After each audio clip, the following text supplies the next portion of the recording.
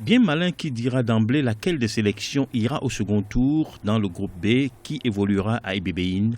Les Chipolopos zambiens ont certes surpris tout le monde en remportant la 28e édition de la CAN organisée en 2012 par le Gabon et la Guinée équatoriale.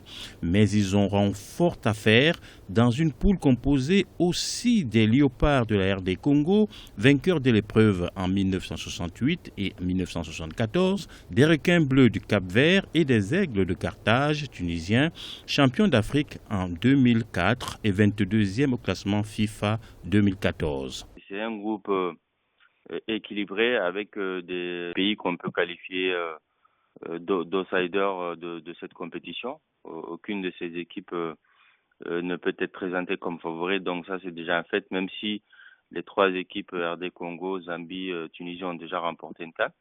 Mais aujourd'hui, ce qui dégage, c'est pas un football qu'on peut qualifier d'être les meilleurs footballs du continent. Par contre, ce sont des footballs aujourd'hui qui progressent à vive allure. Ce groupe-là, il peut avoir une équipe qui pourrait aller un peu loin dans la Coupe. Lors des éliminatoires de la CAN 2015, les Zambiens ont eu de la peine à se qualifier dans leur groupe, mais ils y sont finalement parvenus, dominés par le Cap-Vert.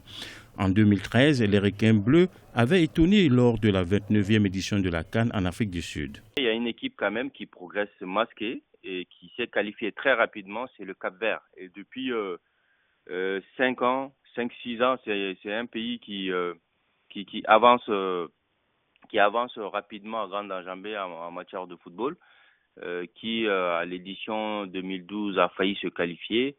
Il était dans la même poule des éliminatoires que le Mali.